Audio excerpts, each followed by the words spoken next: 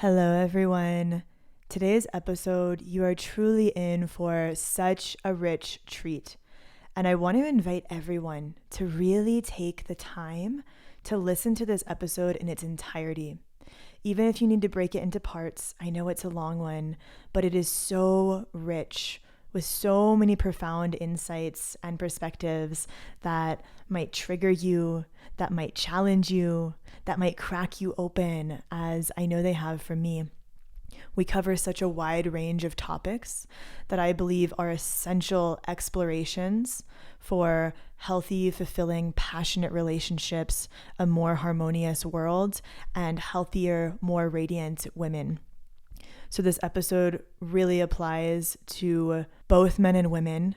It is such a treasure trove of deeply profound insights.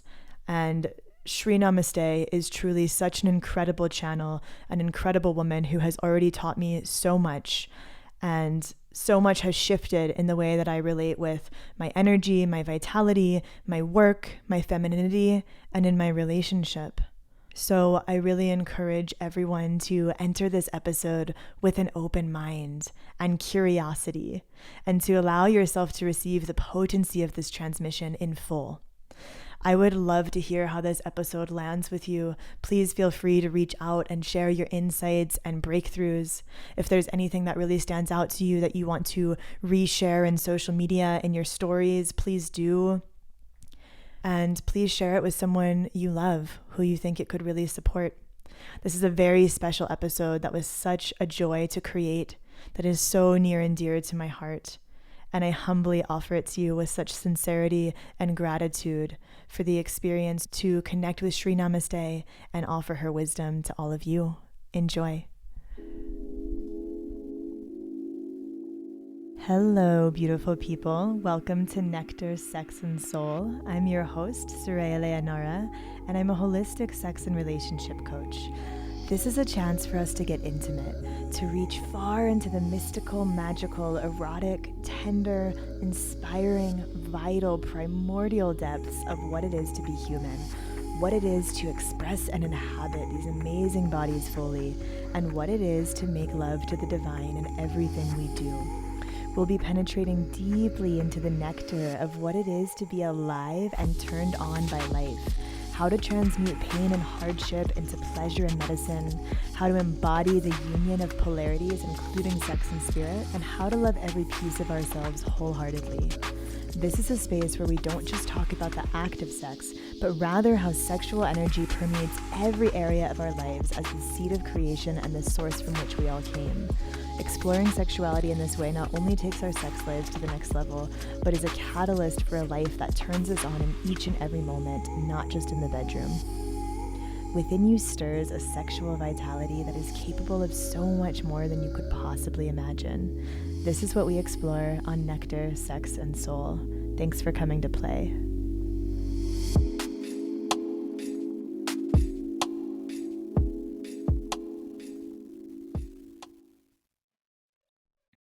Hello, everyone. Welcome back to Nectar, Sex, and Soul. I am your host, Soraya Leonora, and I am just beaming today. I'm grinning ear to ear over the guest I have here today. I have a very, very special guest who I am so excited to drop in with and share her wisdom with all of you.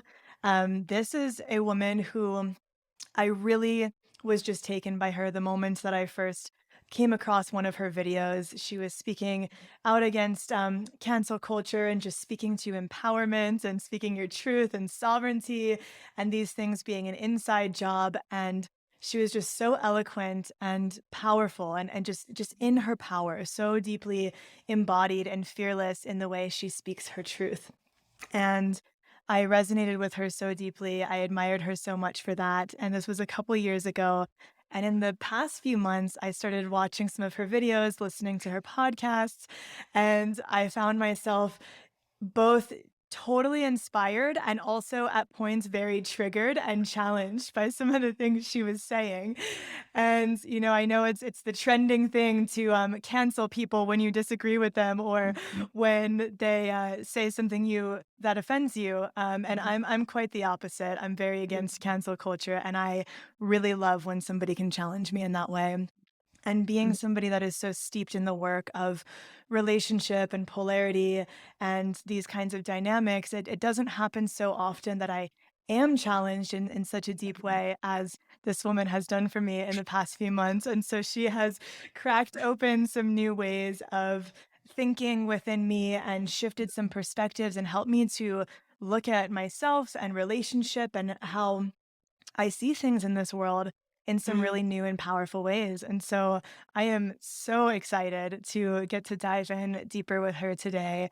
Uh, I present to you Sri Namaste Moore. She is a feminine channel, and she and her husband, Baba Richard, they do amazing work together. And I'll let her speak to that in just a minute here. But I just want to say thank you so much for being here, Sri Namaste. It is such an absolute pleasure to have you here.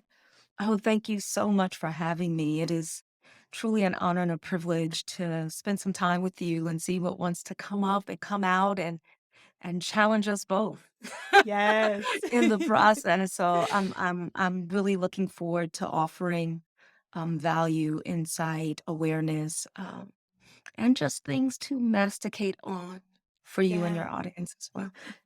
I love that so much. I think that's really what makes for a super juicy conversation and just so many riches to be discovered when there is a little bit of that kind of like, ooh, that creates a little bit of tension in me. Let's explore that. Let's Mhm. unpack that.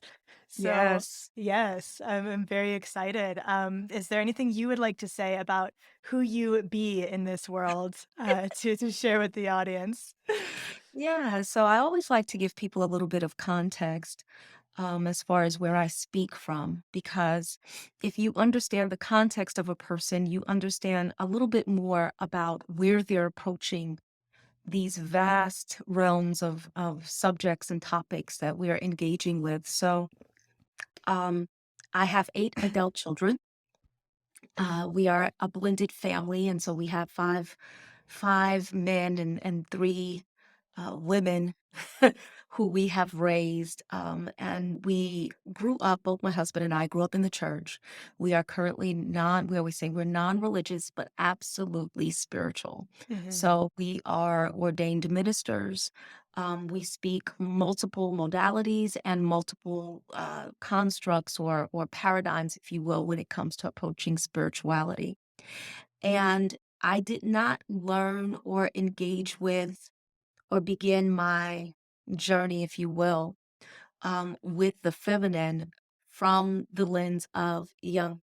Although I love Carl Jung and his Mhm. perspective, I realized much later that much of what was considered masculine and feminine in the world came from that school of thought. And while I have studied Mm. his work, that's not how I began my journey. Mm. She spoke to me and Beautiful. she told me that it was my job. That's why I came here, was to return the feminine to women.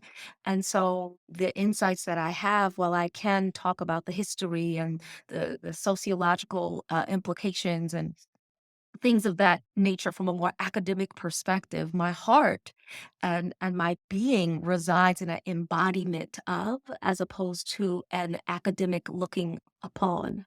Mm. And I think that Mm. understanding that kind of helps to inform upon where I approach it from. It's always from the embodiment place first. And Yes. then later, society and, civilization and all of that good stuff, but embodiment first. Yes. I Yeah. love that. And that is the feminine is the embodiment. And Yeah. I love the way that you embody her and the way that she speaks through just your very presence. So Thank you. it's Thank yeah, you. very potent. And also, I'm always just continuously blown away by the fact that you 2 have 8 children and still, like, what you bring through in the world, it's so impressive, and I'm definitely wanting to ask you about some of that, later in the episode today. And that you're still just absolutely radiant and stunning. And I don't think anyone would believe that you've had 8 children in your arms in your lifetime. Yeah, yeah, thank you, thank you. Absolutely.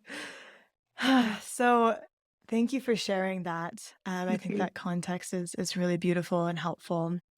And one of the things that I have been pondering and navigating in my own life and with a lot of couples that I work with that mhm, kind of drew me to your work is seeing how um, I feel like in many ways feminism kind of threw the baby out with the bathwater, and mhm, that there were things that needed to be refined. There were ways that women were not able to be fully expressed and were being oppressed. And there was maybe some outdated things mhm, related to gender roles and this sort of thing. But I feel mhm, like a lot of these um, gender roles and these dynamics that have existed in relationship are there for a reason. They've worked for a long time, and maybe some of them got convoluted or distorted along the way. mhm. But Right. biologically, we do operate very different as men and women, and we have a different way that our energy works. And Mhm,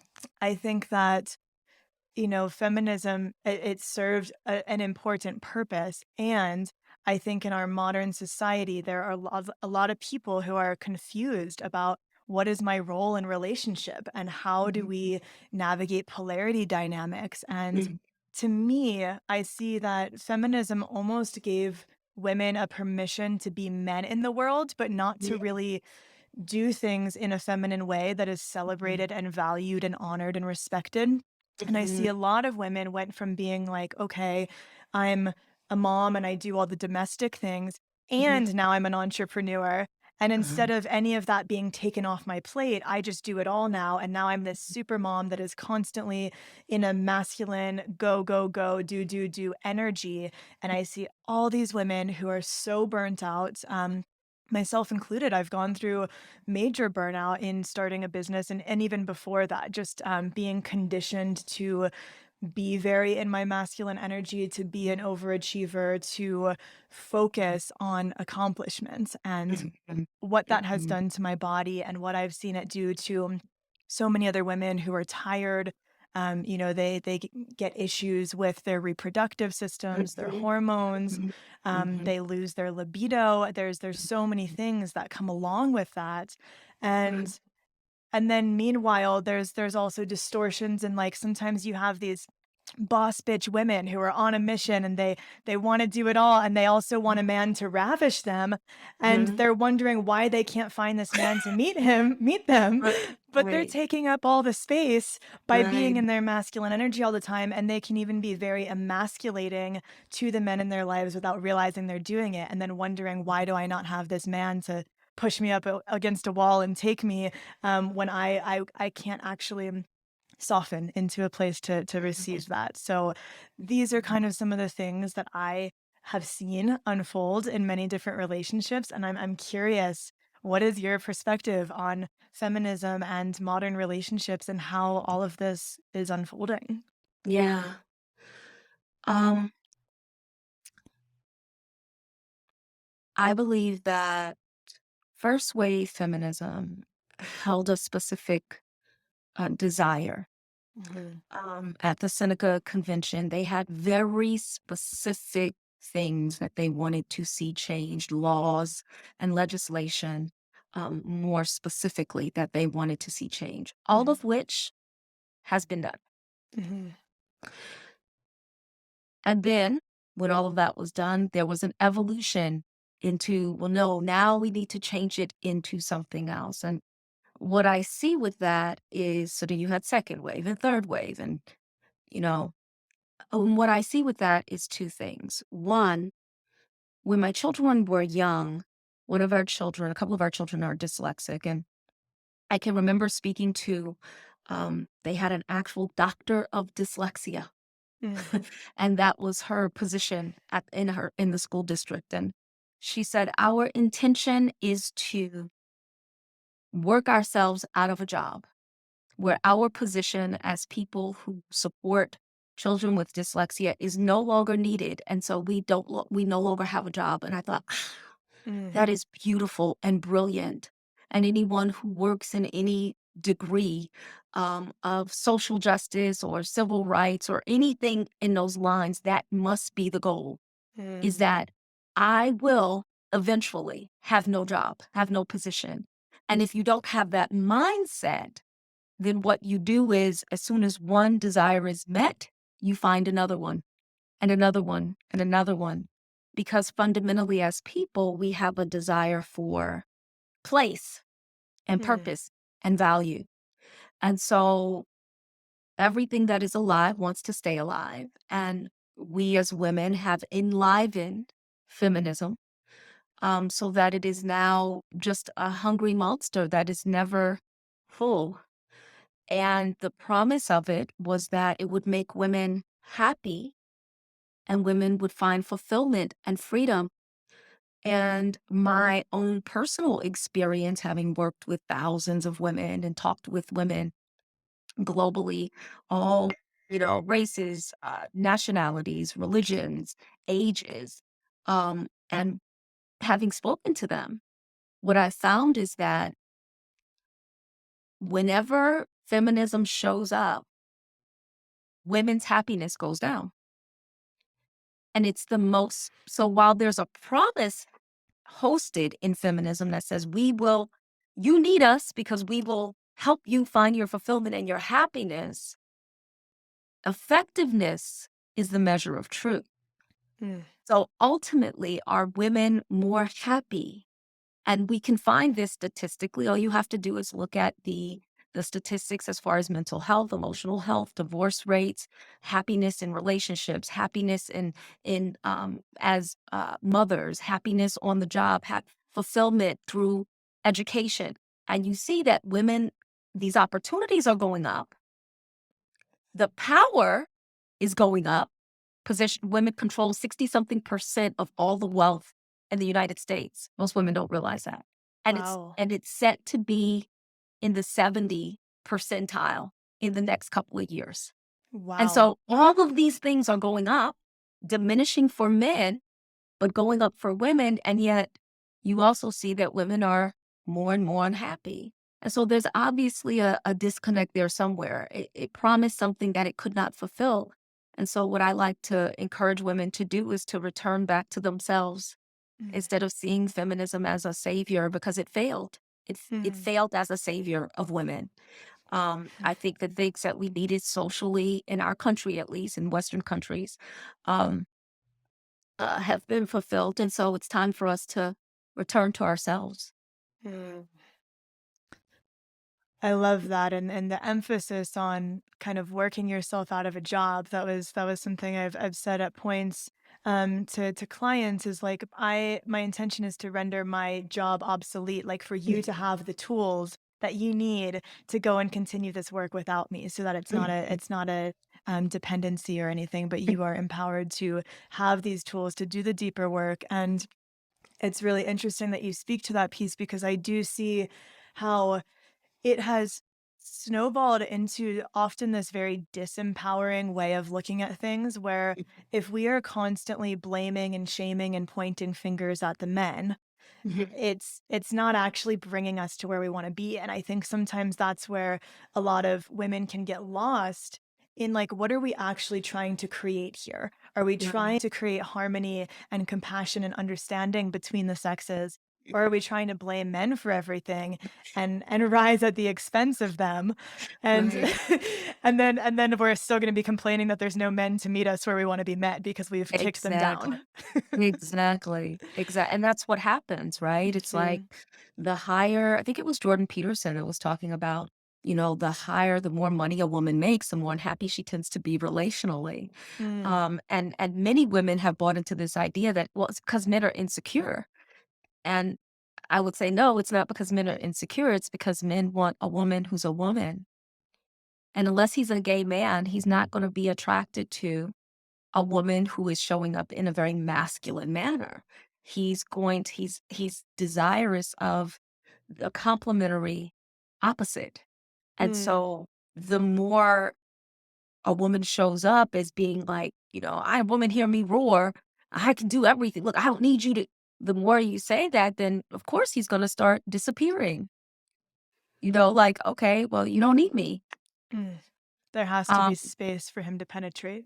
exactly, Hmm. exactly. And I think that women, there's a lie there that says that control is the path, and we're substituting control when what we really want is love and appreciation. We want to be loved. We want to be appreciated. And we think that um, if we exercise more control, then we can get our needs met. But you can't Mm. control your way into that deep, passionate love and appreciation and that connection that we're seeking so much. You can't control your way into it. Mm. Absolutely. And I think that's been one of the pendulum swings of when women have felt disempowered, they grasp for control, but they can suffocate Mhm. and repel what they're desiring. And something you said when we had our little talk before this was nobody really celebrates a woman in her restfulness or Right. for turning down that six-figure client because it didn't light Mhm. her soul on fire to talk to them. Yeah. And there, I think some of that grasping for control does come from um, a lot of people having lost touch with what it is to appreciate and value the feminine, men and women alike. And Mhm. how do we bring that back so that these kinds of qualities are something that are celebrated rather than seeing rest as a reward that we get for working so Mhm. much, but as resource that is necessary for us to be thriving human beings. Mm. I think something I'd like to kind of sow, a seed I'd like to sow in the Hmm. collective consciousness of women. And that is that men desire for women to understand that it is not their intellect that is necessary, that he is not looking at, I mean, be smart. That's awesome. Yeah, I'm a smart cookie. It's the beautiful thing. Um, but the thing that he values is the insight because it's the thing that he can't have without her. Mm. Her her uniquely feminine insight is what is precious and valuable beyond measure.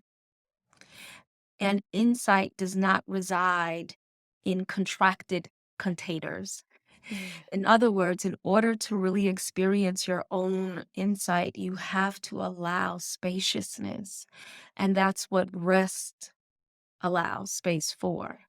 You have to have the freedom to not do so that you can feel what is to be done. Otherwise, you're just constantly reacting, reacting, reacting. And so when women give that to themselves, and I think that it starts with mothers being it so that your daughters can see what it Mm. is, because that's how we teach. We don't teach by what we say, we teach by what we model. And so our children learn what it is to be a woman or a man from watching us. So we definitely want to get it in ourselves. Be willing to be in the vanguard, be the first one in your circle who is saying, no, I prioritize my rest. It's not a reward, it's what nourishes me. It is where I start. It is a prioritization. It is the priority. The word priority used to only mean one. Now we talk about priorities, Mm. right? But there used to only be one, one Mhm. thing that was the priority. And so my rest is my priority. Why? Because when I am rested, I have space. When I am rested, I can be kind. When I am rested, I can hear. I can Mm. hear what my true desires are. I can hear what I want to say. I can offer more. I'm more insightful. I get more done when I am rested. So be the first person to prioritize it, in whatever way, an unusual way. Like I don't work before 11. Me neither. Not before 11. I want my morning to be devoted to me and Mhm. to my love and to, orgasmic bliss and meditation and drinking coffee and laughing and all of that good stuff. And now that I am well and truly nourished, now I can give. Mm. I love that so much. And it's true that feminine oracular nature does not have space to express when we're in a constant place of doing and thinking and trying to keep up. It's that beingness that it comes through, and it's that beingness that I think other people learn to respect that through. I think people can be in your presence and feel your radiance and feel Mhm. how centered in self you are. And when they learn that you prioritize rest, it's like you said, people learn from what you do, not from what you say. They can Right. feel how you be, and they receive that transmission so much deeper through being in your presence. Yeah. Yeah, I think as women, we need or we receive permission from other women. We are a Mhm. web. And, it's interesting how often women are like, well, man, da, da, da. And I'm like, but most of the things that you are struggling with, you received from other women, not men. You're Mm. feeling like, I need to compete. Where'd you get that from? You're looking at other women and seeing what they're doing, and then they're like, "Hey, don't be lazy." Somebody told you, "Don't be lazy." Down if it was a man, it was probably your mom, your grandma, your auntie, your teacher. And so a lot of these things, these hangups, if you want to call them that women have, we've received from other women. And I believe that, medicine comes from the same place that you receive the wound. Mm. So as women, we have the capacity to help hold each other through our being. Yes. Another woman will look at you and be like, "Oh, wow, you look so happy." That's a thing? You can be happy? I didn't even know you could. You know? You get you and they learn, everybody learns. So, those of us who have this insight and awareness, I think that we show other women what's possible through who we are. Yeah. Yeah, and I think, some of that competition between women stems from, when we didn't have rights to be our own providers and this kind of thing, and when we had to be dependent on men, and there was almost like a competition for, well, I've got to get a man who's going to support me, and these other women are my competition to my survival, to me Mhm. finding a good man. I think there is still some of that lingering that then women have continued to perpetuate, and that we need to come together and learn from each other and support each other and kind of work Mm. through some of that sisterhood wounding, because I do think we're so much stronger together. Mhm. But I see how, at different points of history, I think we've been pitted against each other in some ways, and that still lingers, even though, Mhm. at this point in time, we aren't at the point where we like have to rely on a man for our survival. And so I think it's not such a survival based thing anymore, but that lingers in the way that. That's interesting because when I talk to women who are in countries where that is still the norm, right? Like Hmm. here in America, of course, and like, Canada and, Western countries, a lot of times we have uh, more women work and are providing their own money Hmm. than don't. It's kind of swung a little bit. We're getting closer to it being about 50% of women are providing for themselves at least. Hmm. Um, but even when I talk to women, because I have students and clients who are in other countries and where the men are still providing, but they have less wounding when it comes to Mm. sisterhood. And is And I find it. that to be very fascinating because you would think it would be more because there's more of that.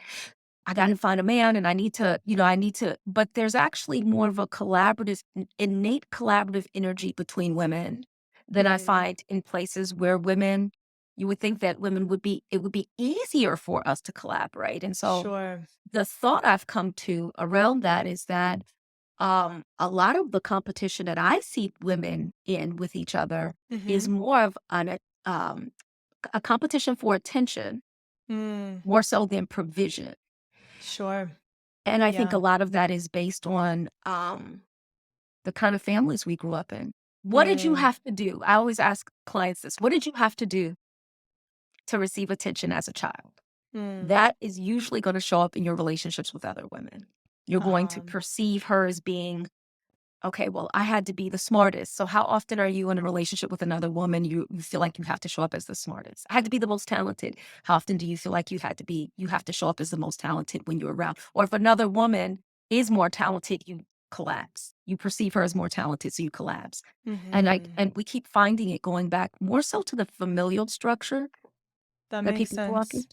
That makes sense. And I wonder how much of that differentiation is between like, so with these other women that you're talking to in other countries, they're being provided for by the men, but is there an oppressive dynamic there, or it's more collaborative? Yeah. It just, I guess it depends on oppression. It depends on I guess, who's looking at it, whose Sure. perception, right? Like, for Sure. instance, I have women who are my clients who are in Pakistan. I have women in the Mm-hmm. UAE Mm-hmm. where people are always saying women are oppressed. Those women are like, I don't know why that narrative is so popular in your culture.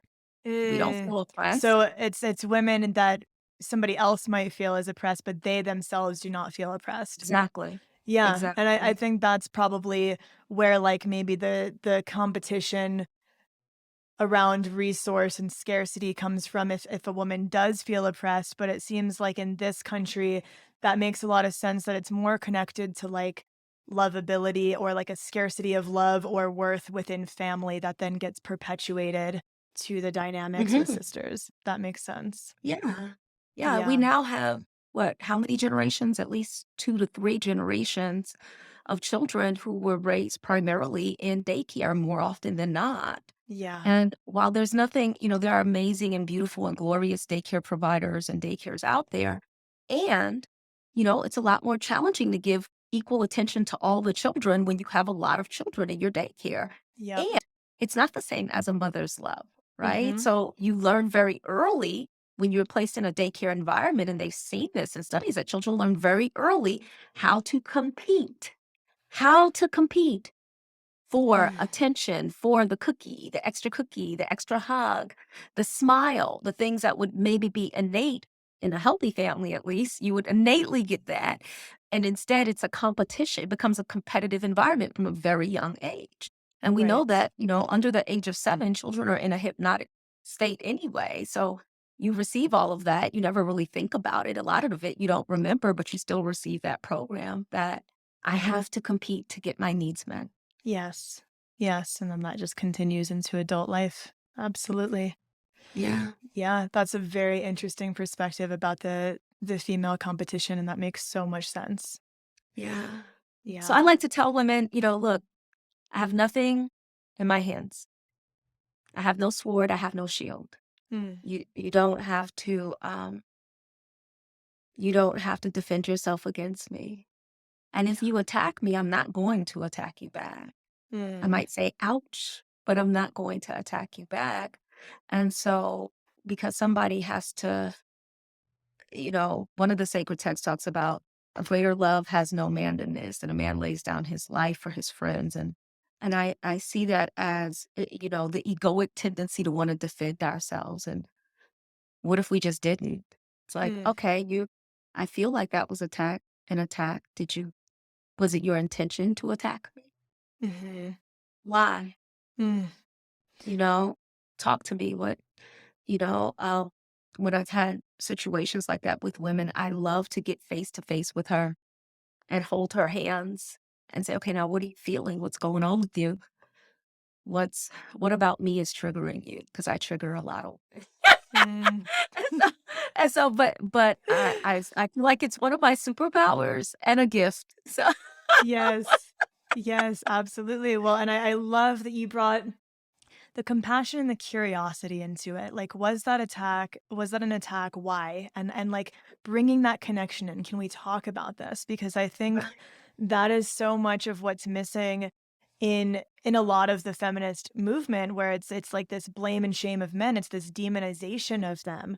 And then now that you're bringing in this dynamic of it's happening between women as well, and everyone there's always two sides to every story, right? And so if we just attack somebody for what we can perceive and we don't get curious about what is their side of the story and recognizing that men have also been conditioned by society. A lot of men have not been taught how to navigate their sexual energy or taught about consent, or maybe they've had really bad examples around how to respect women. And so it's like, can we get to the root of where did this come from? Because if they've caused a violation, they are also hurting, and Mhm. there's space to bridge that gap to create harmony rather than like, this is your fault.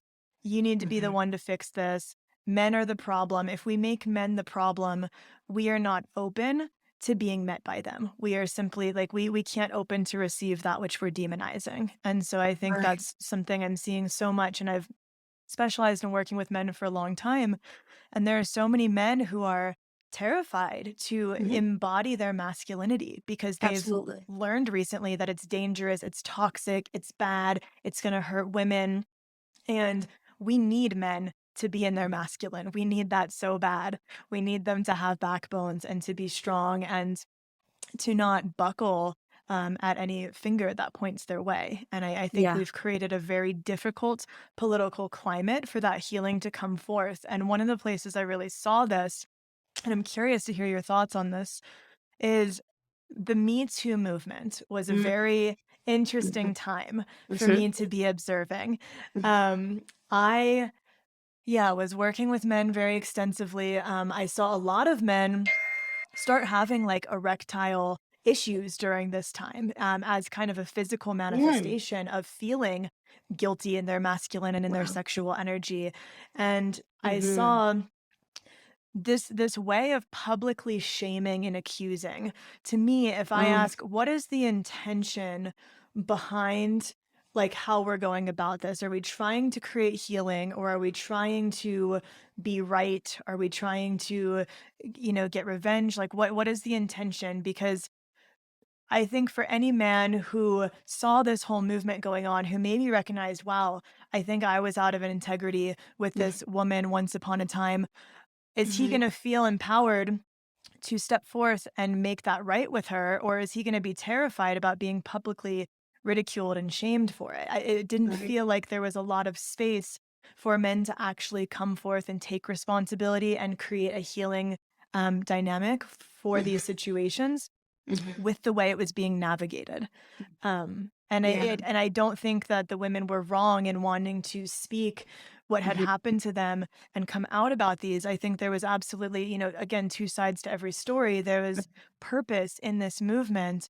Mhm. And I also saw men get wrongfully accused Mhm. by even women who were like trying to get attention, who Mhm. twisted scenarios. Mhm. And one of the things that I see is that we have a lack of teaching consent communication and boundaries in our culture. A lot of people don't know how to do that. And sometimes, and I know this very much from personal experience, there were so many times in my own life when I did not have the language to draw boundaries, or I would go into a freeze state and I would find myself in sexual situations I did not want to be in because I didn't have the tools. Mhm. Now, would it be fair for me to turn it around and say, this guy did this thing to me Mhm. because I didn't assert my boundaries, and now I'm publicly shaming him for it? Right. To me, that's a no. Like, it was a two-way street in these situations. Yes, there are situations where women are raped by force and they couldn't do anything about it. And there are a lot of situations that are much more nuanced, Yeah. where I think both people really play a role, and there is massive collective healing that needs to be done between how we navigate our sexual energy, our boundaries, and our communication with one another. And I would love to see more of a climate where that can happen without the blame and the shame coming through. Yeah. Yeah. It's an interesting thing because I talk to women a lot and I talk a great deal about power. My husband and I Mhm. both, to everyone, men and women, Mhm. being empowered and being sovereign. And Mhm. there's a responsibility that comes with that, Mhm. which is the responsibility to articulate and to act based on my power and my sovereignty. Now, if I because I lack resources, tools, I don't want to feel uncomfortable, it's awkward or whatever, I agree to things that I do not want. That is a decision that I chose, and that is a responsibility that is mine. Mhm. Um, I believe that many women, and I've seen this, I started seeing this in the 80s. Women lying about being raped because they had regret. They had, Mhm. buyer's remorse the next day, and it was just like, no. And I've seen it, of course, snowball at this point to where it's happening so often, where anything is considered an act of assault. And ultimately, I think a lot of what's driving it is a few things. One is that we have begun to celebrate victims. Yes. And so when you celebrate a person, their identity as a victim, and by celebrating, it's like, you're amazing, you're awesome, you get a built-in community of people who are going to support you and believe everything you say. People will send you money, you'll get clout, you get attention, you get Mhm. all of these wonderful things. And many people lack all of those things in their lives. And so it's a very easy path to, I have been victimized, to now just get all of these things, not because of any degree of, excellence or anything like that, but just because I am making an accusation against another person. And Yes. so that's problematic. I also believe that, I I used to be a model and an actress when I was much, much, much younger, and I loved it. And anyone who has worked in that kind of industry understands and knows that. And I saw someone say this, and oh my gosh, they got canceled. They tried to cancel this person for saying it, which is that as women, we have used our sexuality to get what we wanted since women have existed. That's just a part of us. Now, Mhm. if I say women are powerful innately, then I also have to say what comes along with that is, and I really do hold this belief, is that just because someone has a higher position than you in a company doesn't mean that you do not have the capacity to consensually engage in a sexual activity with them. You can. Mm. Now, most, legally, they may say, well, no, you shouldn't do this, da, da, da, da, because there's a power differential, but I'm speaking metaphysically and spiritually.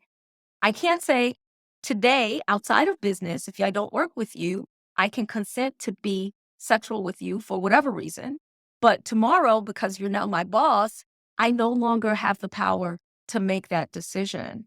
And by virtue of the fact that we are in that kind of dynamic, if you approach me, that automatically makes me unable to say no to you, only if I Mm. perceive that to be true, but it's Mm. not innately true.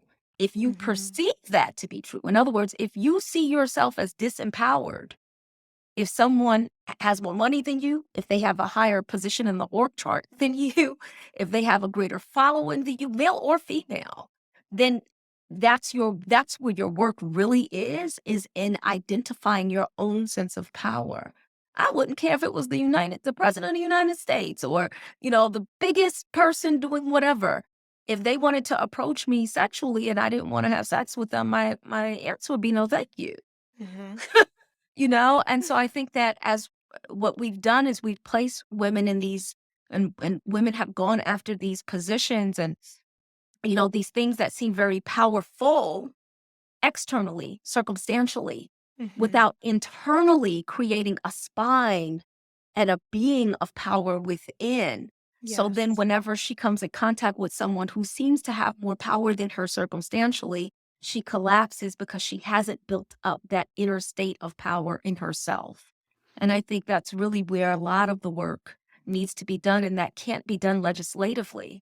That's an inside job. No matter how many laws we pass, if women haven't really internalized the fact that I can say no, Mhm. I can say no ugly, I can say no with my voice shaking, I can say no inelegantly, I can say no in, 8-point text and in multiple paragraph.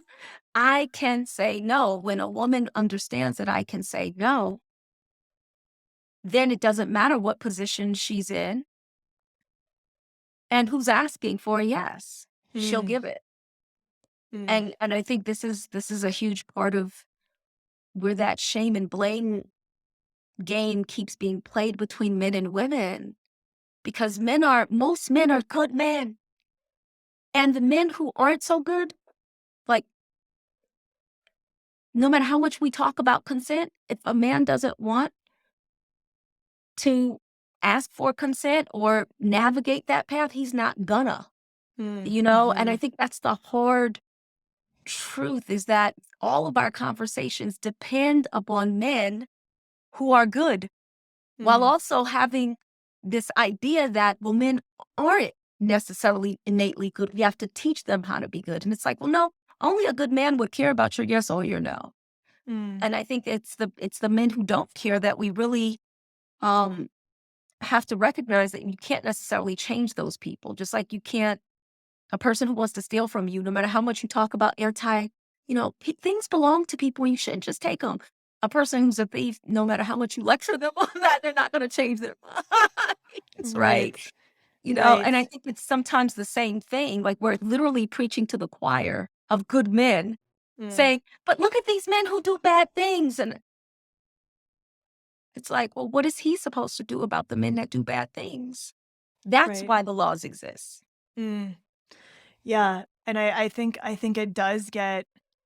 it gets really nuanced because I think some men don't know how to tell if a woman is in like a freeze response and doesn't know how to say no when she means that. And maybe he thinks she's like, doesn't realize she's just going through the motions and he's a good man and he doesn't want to cross her boundaries, but she's not drawing boundaries. And so there's confusion around, there's this murky communication.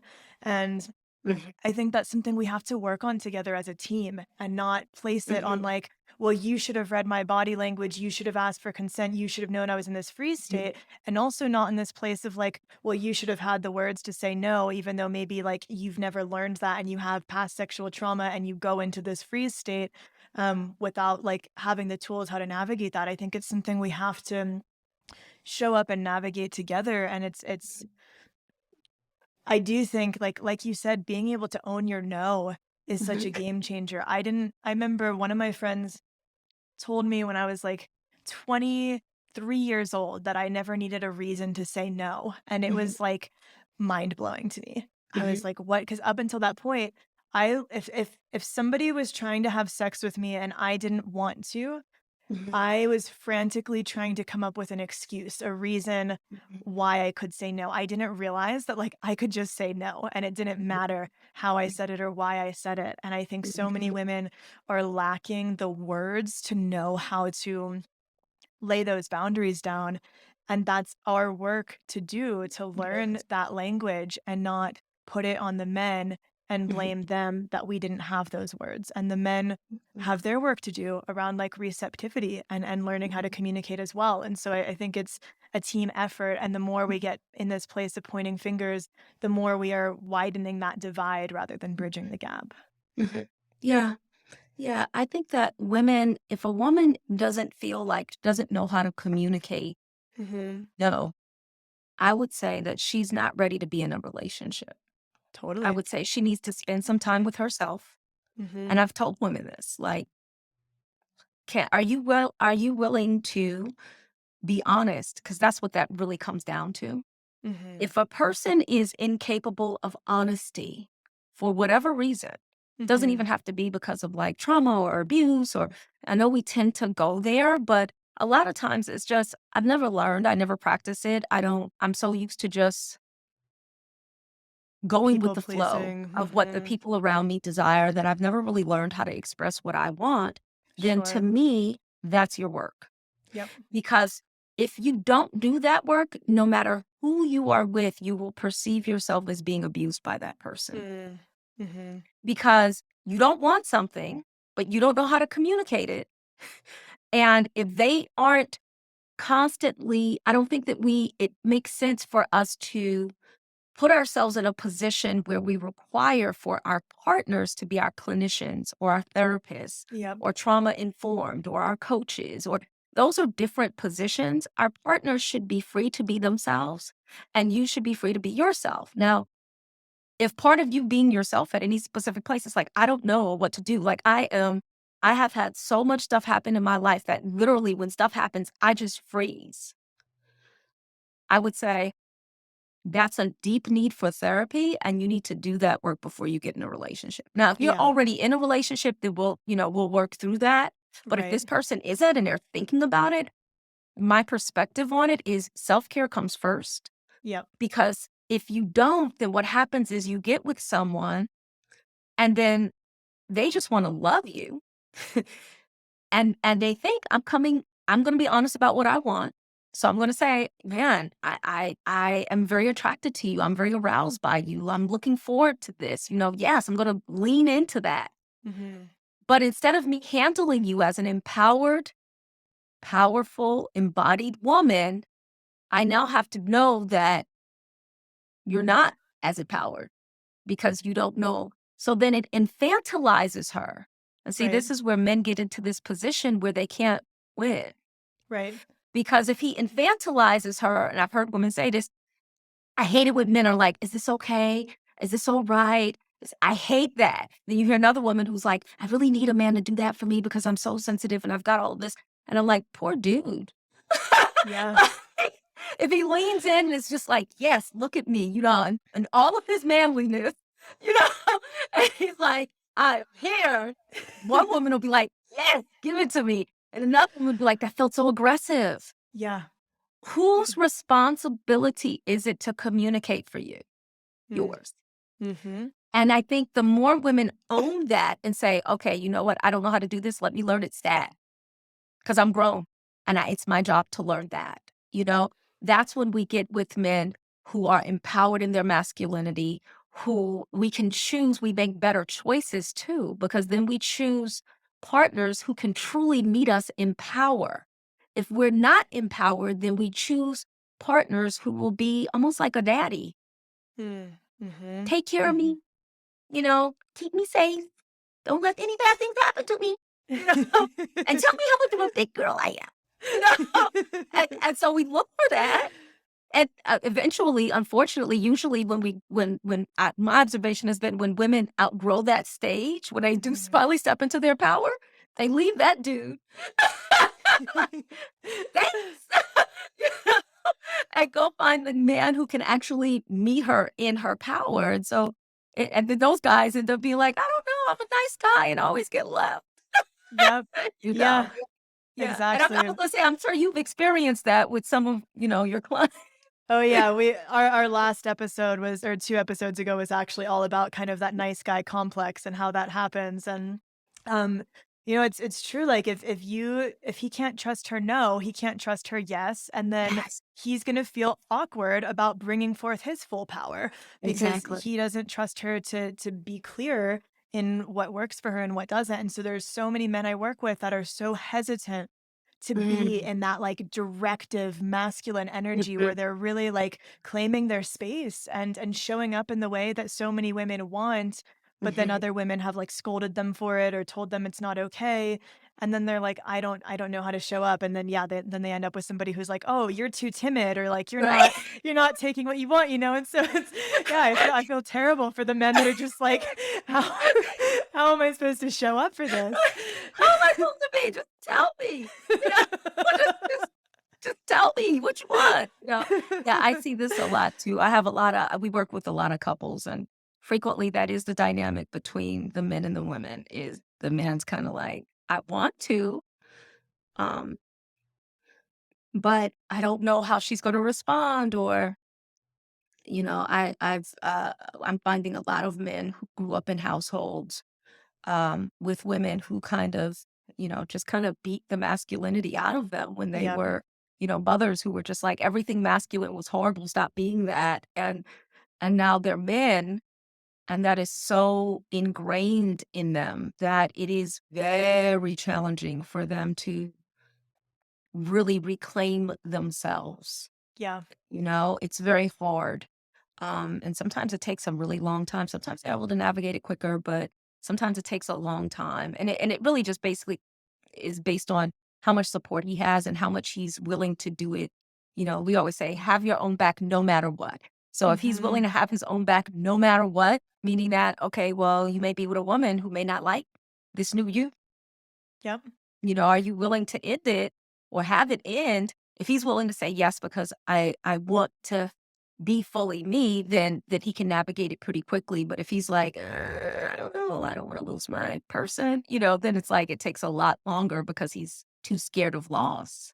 Right. And then she often won't respect him when he's in that position. And Exactly. when I when I first chose to specialize in working with men, part of the reason was I was like, wow, I see all these really empowered women in my life who can't seem to find a man to meet them. They're like, where are all the good men out there?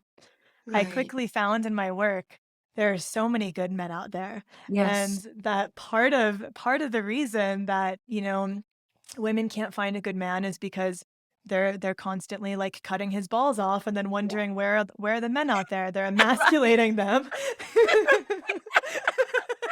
Where else been? They're in your freezer, like, you Yeah. You you you ripped their pants off and insisted on wearing them yourself, Right, and exactly, exactly. yeah, it was I just kept seeing that over and over again, and that a lot of, like, these stories that women were carrying that were self-victimizing and blaming of men were the Yeah. reason they couldn't find good men because they had a Right. story that there weren't any good men, and the Mhm. ones that came along, they were trying to wrap around their finger and emasculate them in some way, and then he wasn't the man that they I think a lot of women, the man that they think they want, um let's see how to say this. It's like they think they want to be able to like bend him to their will, but actually that's not what they want at all. And they will completely lose attraction if they can. And so there's always that testing Mhm. going on there. But that Mhm. strong backbone is always going Yeah. to be the sexiest thing. Exactly. Exactly. Yeah. I mean, I one of the things that I love the most about my husband is that I believe that a man who has that strength you can trust Yes. because those kind of men have no reason to lie to you. They'll Hmm. be like completely honest about where they are and how they are and what they feel because there's no reason. I'm not trying to just tell you whatever I think you want to hear. Yes. So a man who knows who he is and is fully like, this is who I am, this is how I want it, this is what I like, that kinds of thing. Hmm. That's a very trustworthy man.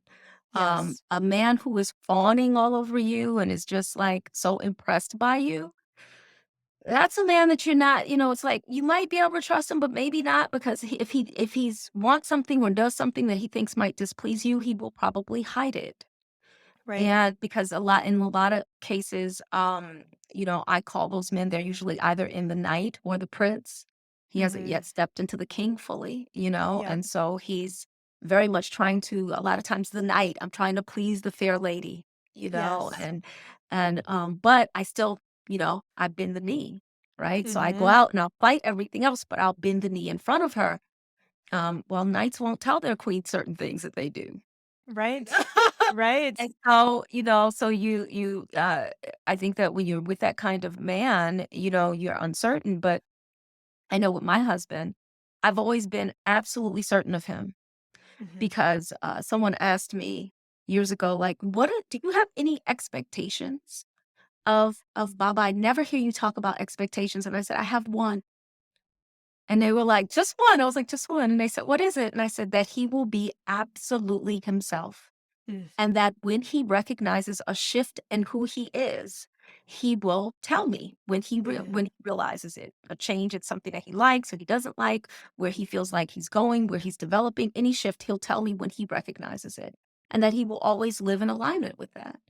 Mm. And this person was like, that's amazing. I said, right. I said, but it's also the secret to happiness. Because I'm never like, is he hiding something from me? Well, maybe he feels like this and he's not telling me. Is it something that, is he, what's going on? Where are we? I'm never concerned about it. I know that he is being absolutely himself. He is doing what he wants to do. And if I say, "Hey, I like this," and he doesn't like it, he's gonna tell me, "I don't like that. I don't want that. I don't like that house. I don't want that car. I don't want to do that in a business or whatever." And that there's a freedom. It's the most Yes. counterintuitive thing, but there is a freedom in our marriage because of that. We do not argue. The last argument that we had was when we were dating. We Wow. don't argue. There's nothing to argue about. Mm. There's nothing to argue about. It's not that we don't ever have things where I don't necessarily understand his perspective or he doesn't understand mine, but it's just a conversation for Sure. the sake of connecting and understanding, not an argument, which implies a pulling in opposite directions. I want, you must, Mm. that kinds of Mm. thing. We don't do that. Right. Wow. Yeah. Yeah, that transparency is the most trustworthy quality because it's like that, and you also know he's not going to abandon himself. Like Right. he's so true to himself, he's true to you, and that integrity manifests across the board. I Yeah. think also it eliminates any fear of like, is he going to cheat on me? It's like, Right. he's so honest with everything that like Right. there's not that fear. Like he'll tell you before that happens, like there Yeah. will be that conversation if Exactly. it needs to be had. And so I think that's Exactly. somewhere people get really stuck is not trusting that their authenticity is the filter that is going to bring them into alignment. Oh, I love that. I love that. Mm. And that's exactly true. That is exactly Mhm. true. I mean, we started when we first got together, my husband was married to someone else, and we were in a triad, which is a polyamorous, closed polyamorous relationship, Mhm. where I was basically a second wife, um, but without the legal rigmarole or religious overtones. Uh-huh. And they had been together for a very long time, and um, there were some issues there that I didn't know about originally. And over time, their relationship dissolved and ours continued. And initially, when we were still, when their relationship ended, we still identified as polyamorous, even though I've always said we were more monopoly than anything else, which is where you have a polyamorous person with a monogamous person. I tend towards monogamy. Mhm. And so, so I wasn't dating anyone else, but we did talk about, having a girlfriend and maybe bringing in a second wife, and that would be awesome. And we did that. We played with that for a little while. Mhm. And then at some point we realized that it just wasn't what we wanted. Mm. It was something that we had done, and it was beautiful and wonderful and fun in a lot of different ways, and not so fun in some other ways when Mhm. we were doing it. But ultimately, what we realized is that it wasn't the direction that we wanted our relationship to go, and that there really just wasn't room for anyone else Mm. in our relating. There's Mhm. just not room for anyone else. Like there's not any time where um we wanna be around somebody else besides each other. Like, we just don't. We are each other's favorite person, and when we realized that, it was like, "Oh, okay, well, you know what?" Yeah, for a while, we were like, "Oh, yeah, we're poly in theory." We're Mhm. poly in theory, but we're not looking. We're poly in theory, but we're not looking. Sure. And then eventually it was like, no, actually what's true and what's real is that we aren't anymore. We are, um dyadic. And Mm. when we allowed the truth of that, it was such a powerful thing for us because that's when we started transmitting and receiving access to this body of work that we founded called dyadic consciousness and what that means and what that looks like and had other people come and tell us, this is the next evolution of humanity.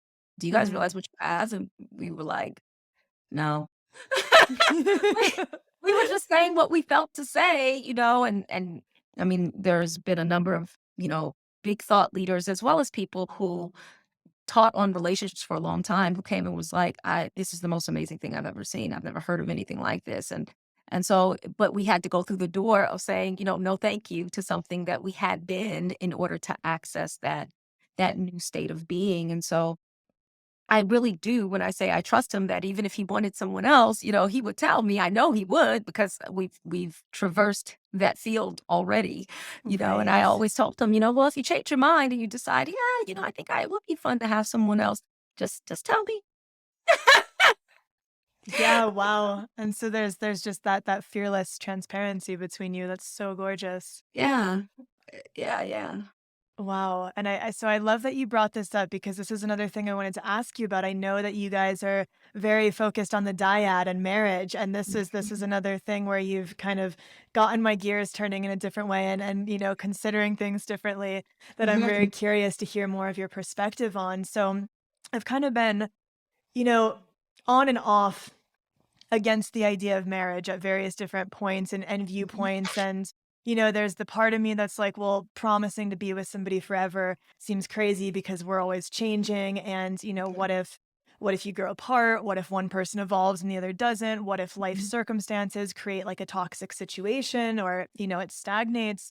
Um, and I also used to see like, I kind of thought that marriage was developed with like the ownership of land and women and needing to control kind of like who your knowing who your heir was and Yeah. controlling a woman's sexuality so that you knew that.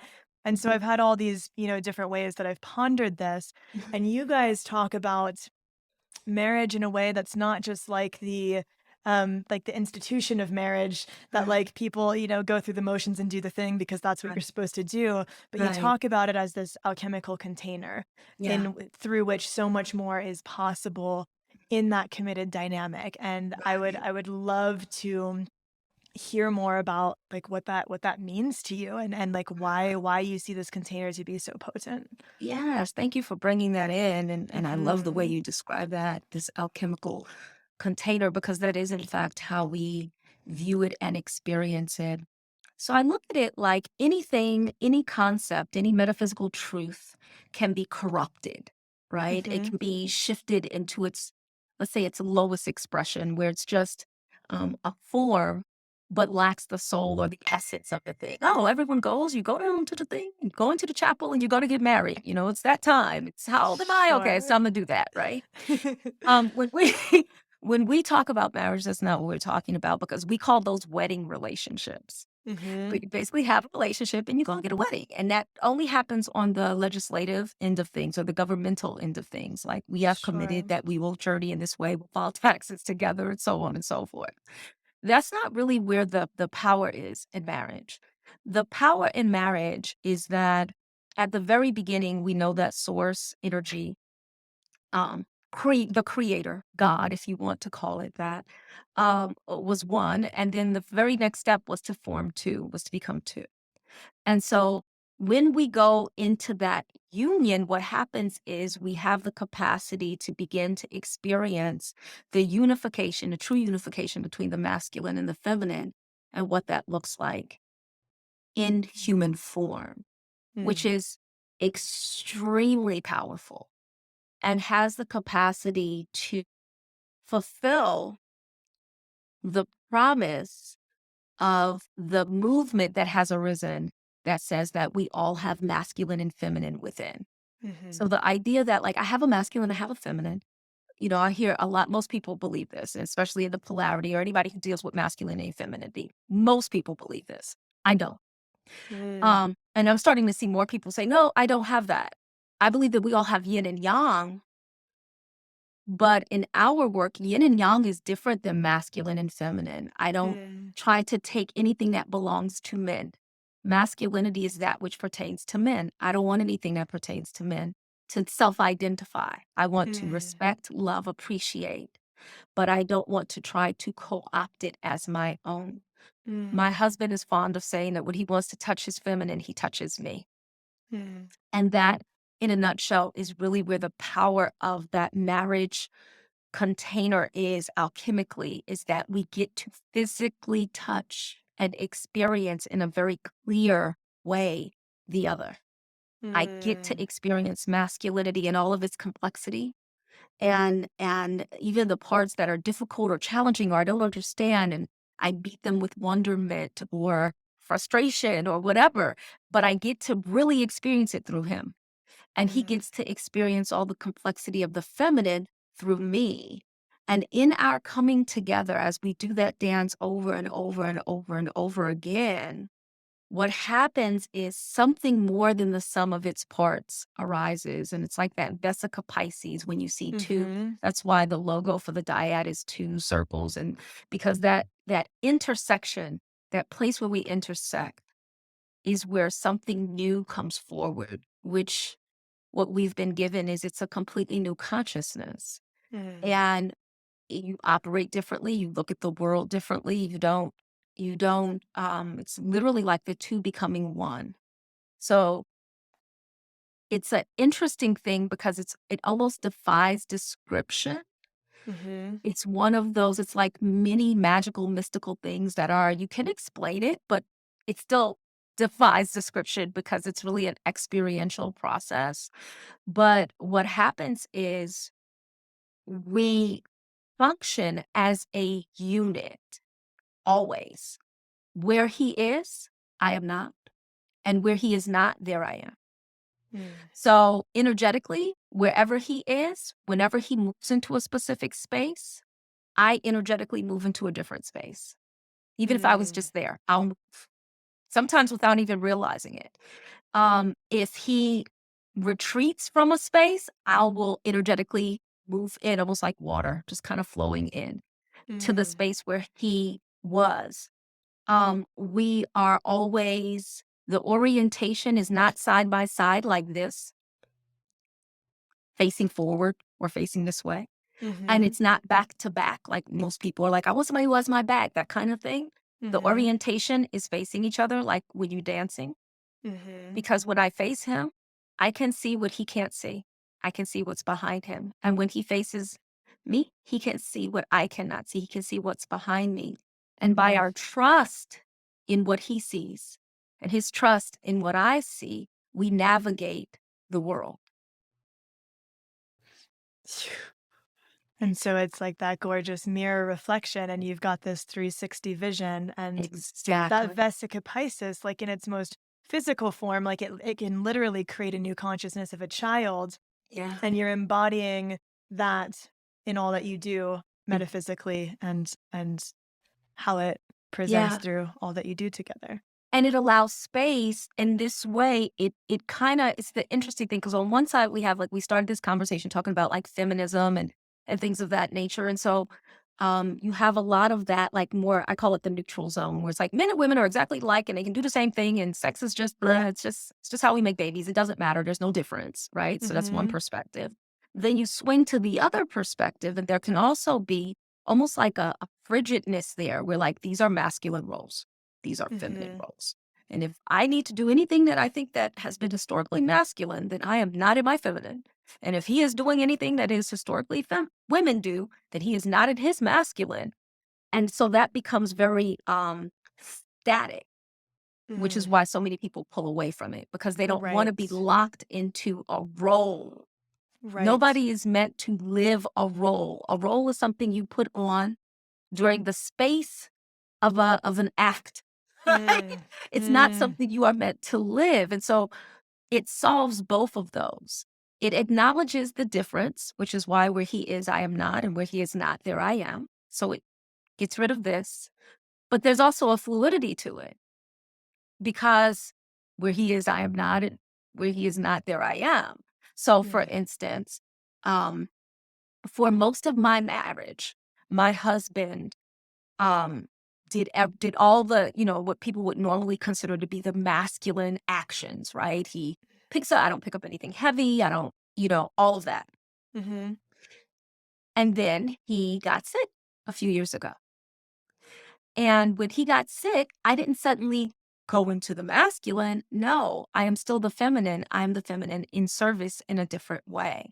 So Mm. when he was on this medication that it was really difficult for him to move around. He Mm. had really bad side effects. I remember we were out of town and this one, it's a perfect example.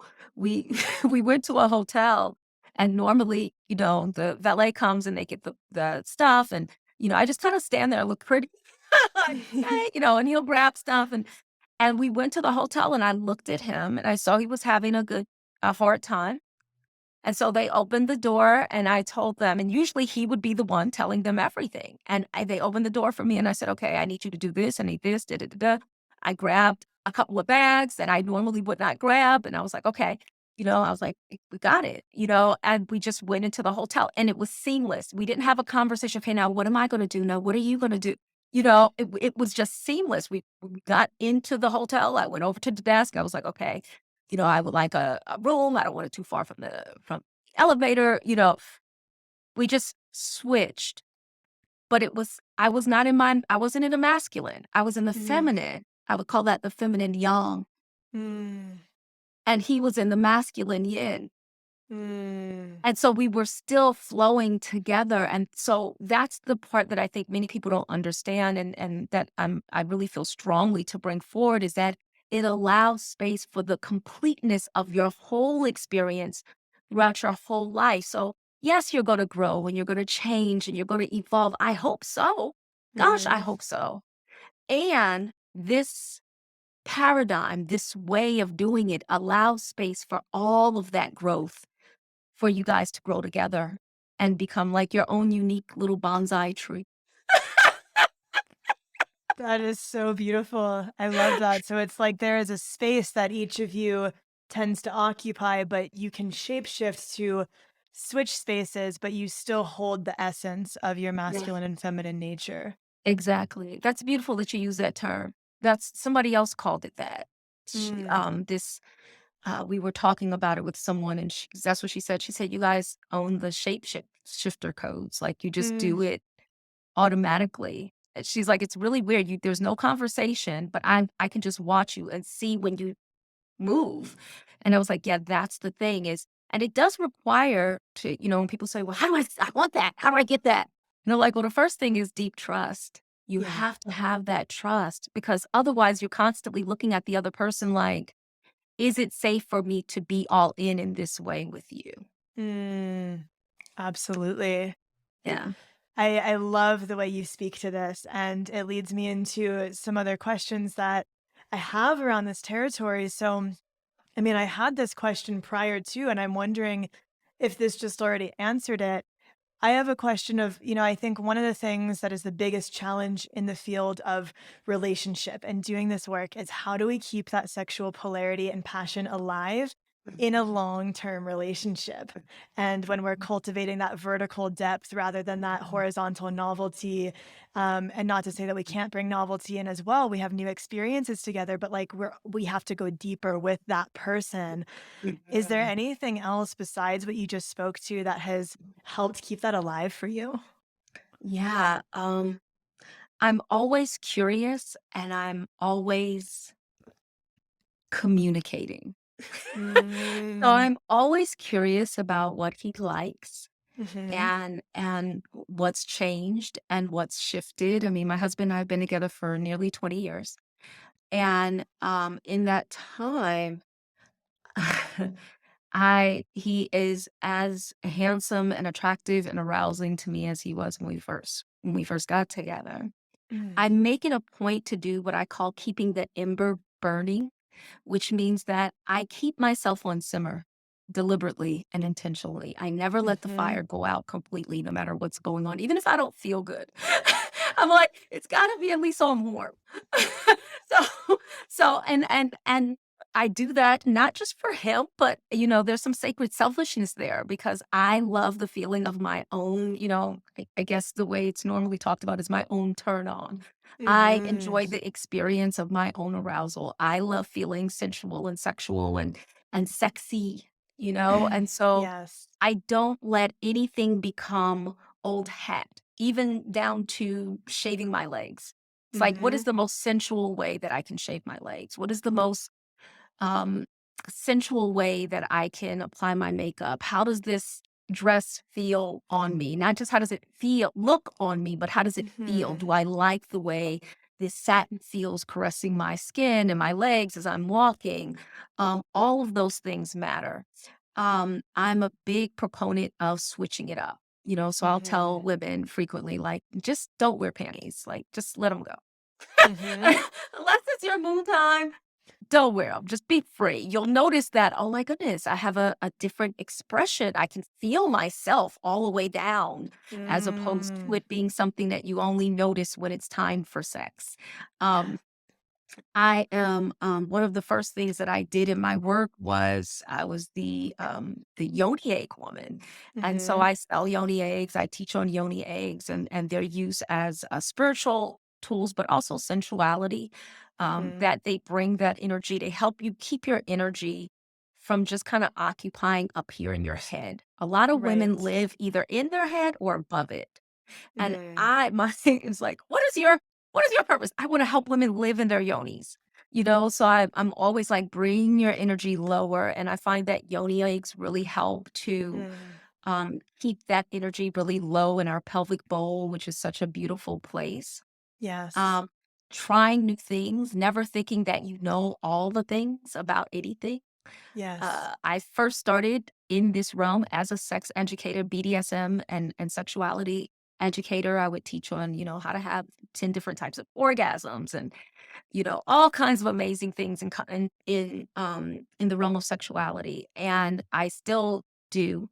Um, and so from that place, that kind of super saturates you in the realm of sexuality and sensuality. And there's always still more left to learn. Yes. So if I see someone putting out a class on something, I'm like, yeah, I know this about that, but I wonder what their take is going to be. So just Mm. kind of elevating that interest level, because I believe a lot of our sensuality and our sexuality is developed based on fascination. Mm. And so when we stop being fascinated with each other, with our own response, and with sex Mhm. in general, and sensuality in general, then everything goes meh. So if we can Yes. bring that fascination up, then you start noticing like, oh my goodness, wow, no, my libido isn't tanked. I just was checked out, and I'm willing, I'm willing to be interested. I'm Mm. willing to be fascinated. I'm willing to be curious, and I'm willing to experience my own, like I said, my own arousal. I'm willing to experience my own turn on. I'm willing to be turned on. Yes. Yes, and that's such a huge thing that I often teach we have to take self-responsibility for. I call it like making love to each moment, like how you're talking about Mhm. shaving your legs and, bringing the full presence so that you can really drink of the fullness of each Mhm. moment and not have Yeah. the mundane become this absent-minded autopilot thing, but letting the Mhm. mundane be sacred as well and bringing that full presence. Mhm. And it's interesting because curiosity, I also really see that as the foundation of desire. It's like if we've stopped being curious, we're not going to dig deeper into that moment. We're going to think we have it all figured out already. And Mhm. one of the things I'm curious about, because I know you and Baba Richard spend so much time together, you guys are Mhm. together all the time. Mhm. And one of the things that Esther Perel has always said that I really love, she's a sex therapist. She Mhm. says, love and love seeks to merge and unite, but distance needs separateness and otherness, or Mhm. desire needs distance, separateness and otherness to long for. And so how do you guys maintain that curiosity and foundation without that space and doing so much together all the time? Yeah. Oh, that's a beautiful question. Um, so I never feel it's interesting because I talk all of this about trust and knowing it, but I also say, I don't know who he is today. Hmm. I don't know who he is today. The He infinite couple, as you guys call yourselves. exactly. I don't know who he is today. I wonder who he's gonna be today. And so Hmm. that in and of itself creates that curiosity because it inserts a space. Even though we're together, we're as close as two people can be. Like right now we're in separate rooms. That's very rarely true. We're usually like people are like, "Are you guys newlyweds? You're just all up under each other." And it's like, "No, well, kinda. It's only been 20 years." You know? But but because no matter how close I am to him, there's always distance because he's infinite. And so, where is he in his mind when I'm sitting right next to him, smelling his breath and smelling him? But inside of his inner thoughts, I don't know where he is. Mm. And so that causes me to like lean in and be like, what are you thinking about? What were I just had a thought. Did you have that thought? That kind of thing. And he does the same thing with me. Like, I think with men, it shows up a little bit differently because for me, a lot of it is just understanding that there are inner realms that he is inhabiting that no matter how close we are, I don't know exactly where he is in that universe at any given moment. So I rely on him to communicate it with me, right? Mhm. Like that saying, like, I contain universes. I do. Mhm. And if I can contain universes and I could be like, I could get lost in myself, how much more could I get lost in looking at him experiencing himself, right? So for my end, it comes about like that. And for him, it shows up in a lot of the aesthetic and external things. Like he's fascinated by changes in my body. He's Mm. fascinated by how clothing holds me, or when I take off clothes, he's just like, why can't you just walk around the world like that? I'm like, I think the police would have an issue. It's like, I don't understand why you can't just be naked all the time. You know? And so and so we flirt, we Mhm. flirt. And so even if we're sitting next to each other, for instance, yes, I have on a dress and my dress is long, but I might pull my dress up on one side and just kind of let that leg, my whole thigh be exposed just for that moment. And then when I move, my dress falls back down. And so that created a spark of distance. That Mm. created like, what's happening there? Or Mm. I'll put my perfume on in a specific way, and then I'll like lean into him when I'm talking to him, and then I'll move away. And so he's smelling my perfume. And so I think a lot of it is the things that we do when we're dating, most people stop doing once they're Mm. in the Mhm. real relationship. We don't need to do all of those things. But I say as long as you continue to do those things, what will happen is, and like switch them up from time to time, Mhm. what'll happen is you'll always be fascinated with each other because it's almost like you're hitting the reset button. Yes.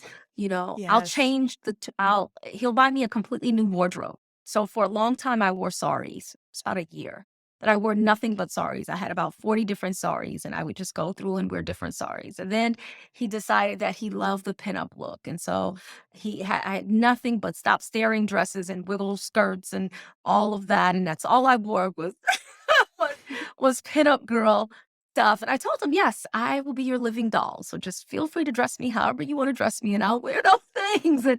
And so you find ways in your curiosity to Mm. make it to be different, to experience new yous Yes. and new hymns. Absolutely. Yeah. So there is always that that courting and that playing and the ever deepening awareness of the subtlety of mystery in each moment. Yeah. Yeah. I I think love what that. I notice in a lot of times when women are in long-term relationships, we can start to understand, like, I know he likes this, and I know he doesn't like that. And that can sometimes, like, kind of cause our beloveds to be placed almost in amber, where they Mm. don't get to evolve or change, and it also shuts down your own playfulness and discovery. And I think playfulness is a very feminine characteristic. And so, yes, I know he likes this, and I know he doesn't like this until he does.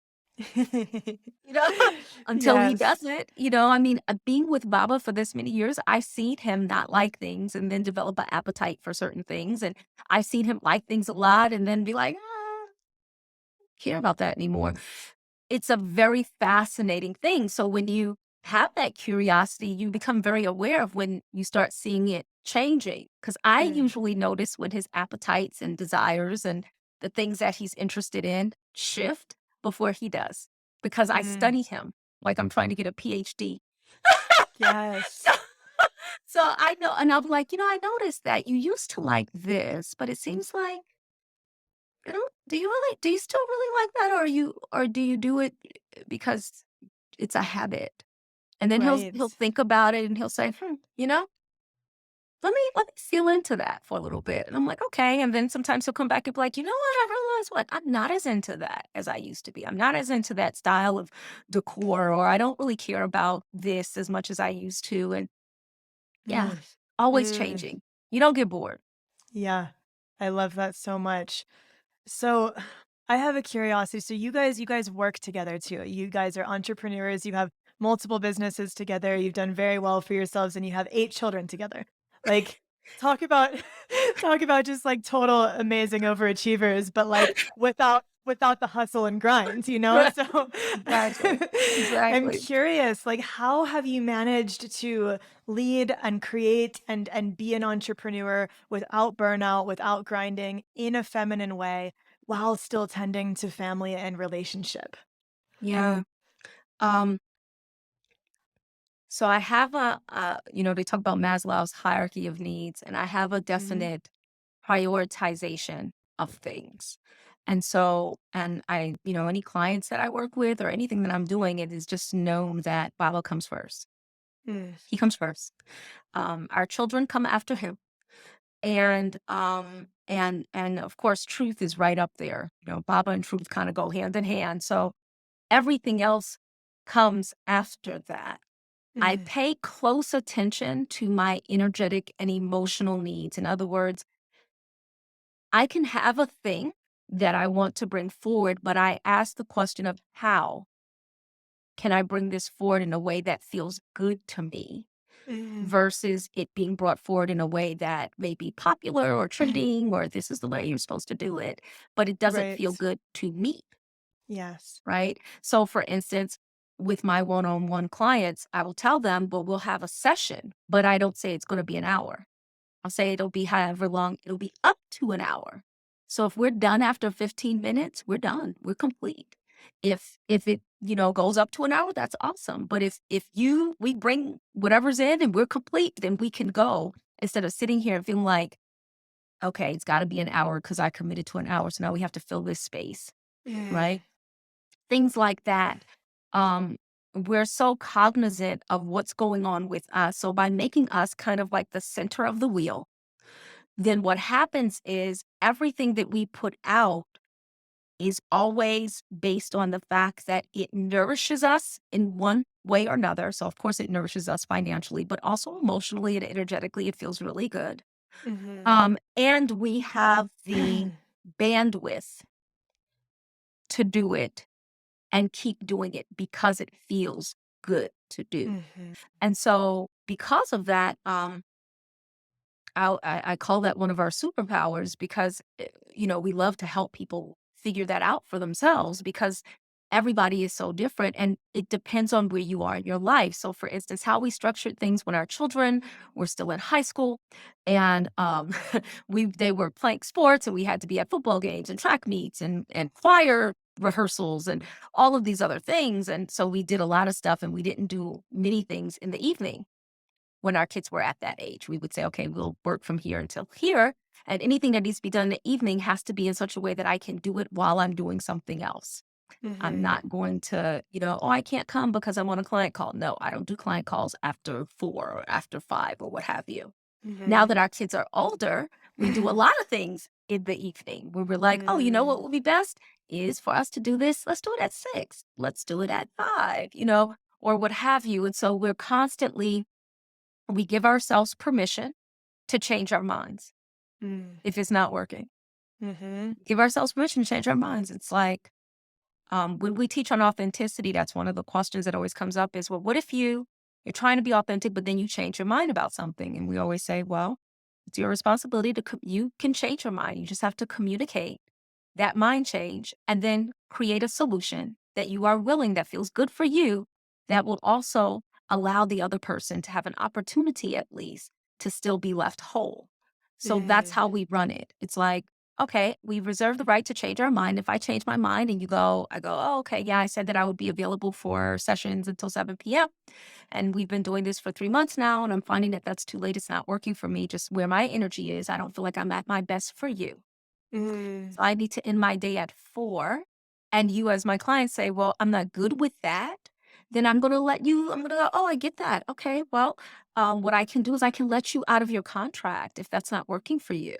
I'm not going to Mhm. force you. You see what I'm saying? Yeah. But I'm also going to honor me because if my energy isn't Mhm. right, I'm not serving you, Mhm. And so Right. that's one of the ways that we have done it. Another way is that we don't, and I see a lot of women doing this, a lot of women overvalue the live offer. Like, it's got to be taught live. I've got to coach live. Everything's got to be live. And that's how that's where the value is. And something that dropped in for us is that we're living in the age of the quantum. And one of the easiest ways to quantum somebody from one state to another is by what most people call the replay. And I just call it, the quantum vortex. Because think about it. I could teach 1 hour of class every week for 6 weeks, or you can get the replay and you have all 6 hours immediately. You could go through it in an afternoon and be done. and have Mm-hmm. all of those codes and transmissions and everything. And now I've collapsed time for you. Something that would have taken somebody else 6 weeks, you did it in a day. So I've Mm. just given you your time back. And so I've really been talking to a lot of, especially women in business, because men in business don't seem to struggle with that as much. But women in business are like, no, it's got to be live in order to be valuable. I'm like, that's not true. The codes are still there, Mm-hmm. you Mm-hmm. know? And so, and that what it does is it gives you your time back because Mm. that thing that you taught can still be working and helping and supporting people even when you're on to something else, you know? Right. And so then what you get is the compounded effect when it comes to the increase in your business and in your financial prosperity and things like that, because you've unhooked your capacity to support somebody from your time. Right. And that's huge to be able to have that wisdom ripple out through time while you're off doing something else, just like this Exactly. podcast episode we'll be doing. Nobody's here for this Exactly. live, and it Yes. doesn't diminish the magic of it. Exactly. Exactly. And I'm so Yes. glad that we found that out and understood that very early because there are Mm. courses that we taught 10 years ago that people still take, and they're just like, "This is exactly what I need right now." And I'm like, "Man, if we were like, it's gotta be live, that wouldn't be available for that person because 'cause we're not teaching that anymore." Right. Right. It Yeah. gets to be timeless. Yes. Exactly. Yeah. So it sounds like there's a huge focus on adaptability and letting your joy and what feels good be the centerpiece and letting everything ripple out from there. Exactly. And I Exactly. remember you said something in our last conversation about how a lot of women in business have sacrificed their joy for their success. Mhm. Yeah. And I see that a lot, and I think the way that you can have both is when you let the joy be the compass for the success. Exactly. Exactly. So That's that's what it would right. mean to do that in a more feminine way, yeah. Exactly, exactly, Mhm. because what I've, found out is that when I do it that way, and I've done it that way since we've been in business, um, what happens is I have so much energy and I get so much done. I mean, that's one of the things that people are always amazed at. It's like, "I don't understand how you are so calm and relaxed and you do all the things that you do." And I'm like, "Well, I believe in support, not because I need it, but because I want it." I Mhm. like to, have people do things for me. I Mm. enjoy that. A lot of women won't say that. Yeah. I love having people serve me. I Mm. love giving them the opportunity to support me and to Mm. serve and to do things for me, and I love compensating them well for doing it. And I Right. love that engagement, that type of relationship. It feels really good to me, and I've Yeah. learned to love it. I didn't love it when I was younger because I was really taught, the best way if you want it done right, do it yourself, and you know, Mhm. lazy, and you need to take care of everything, and and so I definitely came up in that school, but I learned the flaws in that is that what that gets you is an exhausted, tired existence, regardless of how successful you are. And so now, anytime we're doing something, we always will map out what we want to do. Mhm. And then in the course of us having a conversation about it, we'll say, okay, now how many of these things can we give to other people? And by giving it to other people, oh my gosh, how beautiful is this? I get to contribute to their livelihood and their wealth, and they get to serve us with their genius. And so our people get to experience their genius because they're experiencing the graphics or the copy or what have you. So, and then we get to really take all of our energy that we would normally use to do all of these things and place it all front and center for the people that we're teaching. And Mm. so our potency goes way up. The world is more abundant because we've paid so many people in different ways. We are more abundant because we're paying other people, but more people are coming into our universe because we're having more reach, right? You can And it expand. just kind of feeds on itself and it gets bigger and bigger. And so that's the the pattern in a nutshell.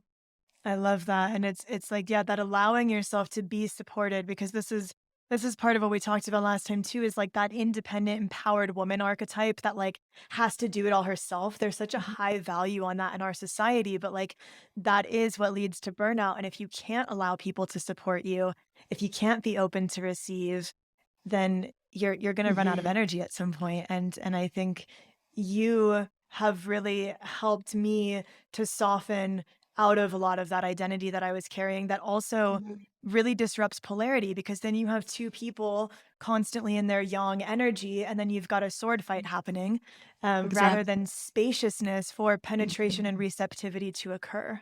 Exactly, exactly, and I mean, Baba has no patience for me being stressed, like, that's just not in his that is not allowed in his world. So if something's happening and I'm like, if I make this face, he's like, "What is going on?" I'm like, I was just trying to, and he's like, is something about this not feeling good? Is it not working, or are you just wanting to kind of unpack it a little bit, and then we'll go through that process." And sometimes in the course of talking about it, I'm like, you know what? You know what's coming up? It's this one piece. It's that one piece that just doesn't really feel good to me. And he's like, okay, well, we won't do that piece, or we'll get somebody else to do that piece, or is that piece even necessary? And so we really lean into that. Um, when with Baba being a man, and he spent a lot of time in corporate, and he was, billions of dollars in corporate spend when he was in corporate. And so he has a very, it's very easy for him to push through. And I think men have that. Like, men enjoy friction. I mean, look at their bodies. So Yeah. friction affects them a little different than it affects us. And so if it's challenging, it doesn't bother him. He Mhm. eats that. It's like, "Oh, Mhm. okay, let me figure out how to make this do what I want it to do." Like, he loves that. Whereas me, I'm like, "Oh, it's not working." You know? I'm like, "Ugh." Like, I don't have a whole lot in that bucket. I'm like, I want it to be, like, smooth and well lubed for Yeah. me. And he wants that for me. So he's like, well, yeah, let's make this as smooth and as easy as possible. So when we were getting ready to do the podcast and something wasn't working, and I'm like, I don't know why it's not doing the thing. And so he'll say, okay, we'll do this. And he keeps everything well looped for me. And I also respect that the fact that there is friction doesn't bother him at all. And so Yeah. I learned very early on, I would try to, like, not want him to experience that. Like, if something seemed like it wasn't working, I'd be like, "What isn't working? Let's make that stop happening. You're my king. I don't want you to have anything that's not the way you want it." But what he told me was, I'm a man, and Mm. that doesn't bother me. I love making things do what I want them to do. Mm. And I think that men need spaces where they could do that, especially because we have such a consent culture. And so in many cases, men are being taught, like, you can't do that with women. Well and good. And they do benefit from opportunities to experience that iron sharpeneth Mhm. iron, like that sparring against other men. I think that's why so many men escape into video games, because it's the one place where they can experience that without anybody telling them they're wrong. Mm. Wow. Yeah. So how I guess my last kind of like question around this topic is, as a female entrepreneur, let's say you have really tight financial margins, or you're already burnt out, or you're a single mom, you got kids, or like you don't have a man in the picture who can help provide some of that stability. How do you recommend moving forward in a way that is honoring that feminine energy and not grinding to get past that situation? Yeah. So I have a lot of women in my spaces who are in those kinds of situations Mhm. precisely. And what I tell them is to find a good product or service that they can offer. And it may not be something they currently offer, but find a good product or service that they can offer that people desire. And I know that it sounds obvious, but many women, because of how women enter into business, a lot of us are entering into business based on what we love and what Mm. we are interested in, which may not necessarily connect to what people desire to purchase. And Mm. so so what I tell them is, find something that is you can easily access, that people desire to pay money for. And you can usually figure this out by looking at what people are already paying money for.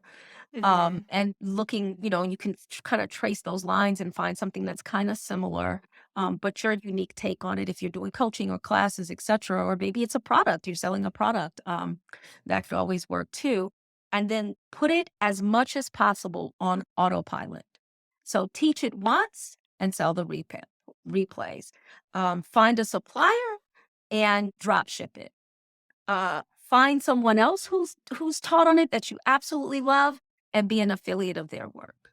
Take as much off your plate as you possibly can so that what you have is time and profit. Mm-hmm. As much profit as possible and as much time as possible. And then as that, it kind of compounds and it gets to be more and more, then you can do what we call using this to do that. So now that you've got this money that's coming in from this and you have this extra time, now you can take some of that money and you can decide what you want to do. You can take some of that money and reinvest it in supports. You can start with Fiverr or Upwork or, independent contractors and, different things like that to get your supports in place so that you aren't stressing yourself, and you Mm-hmm. can use that extra time to find other products, goods, or services that you desire to sell. And so then what you do is you're able to build up so that when you are doing the thing that you are passionate about, you have spaciousness to do it Mm-hmm. from the place of your inspiration and joy.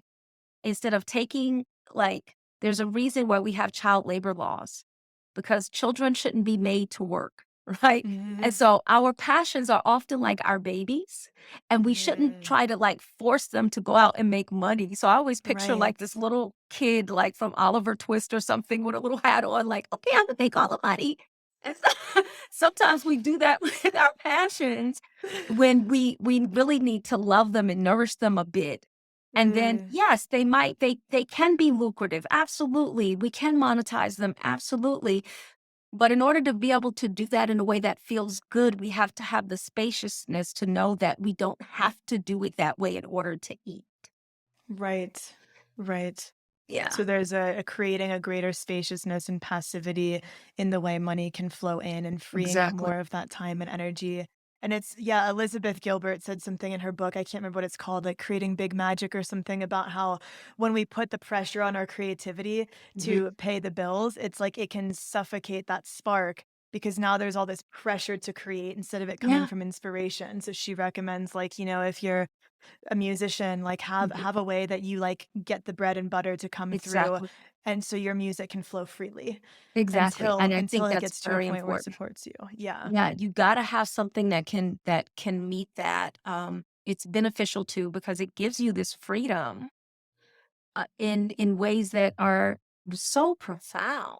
You know, if you think about it, even when you think about sex, it's like there's no quicker way to cause the orgasm to run away than to put pressure on yourself to have it. Exactly. The more pressure you put, the further away it seems to go. So in the same way, our creativity and I think the juiciest, most potent expressions that we want to bring into this world require us to kind of surrender to the process through which they will be made manifest in this world. And that's hard to do when we are so pressured to monetize everything. Right. I'll share this Absolutely. with you. You're actually the first person I'm sharing this with. It came through Oh. last week, and it was that we are called and meant to bear fruit. But you cannot force something to bear fruit. It's only after the fruit is there that it is plucked from the tree and becomes produce. So if Mm. you try to put the produce before the fruiting, you end up with what do we call that? GMOs, processed foods, and things of that nature that don't serve us, right? Wow. And how often are we doing that very thing with our own creations? We're trying to force them to be produce before they're fruit. Fruit Yes. comes from within us. We ripen, we become juicy, and it's like dribbling down our chins, and we're full of sweetness, and within it is contained the seed of all that can be. if we allow the fruit to come forward. But if we force it into being produce, then we actually, sterilize the seed and everything looks like everything else. And we also dilute the potency of that which is nutritionally valuable for us and for the world. And so as women in business, it's important that we make our fruiting the center. Yeah. Oh, that is so powerful. I love that.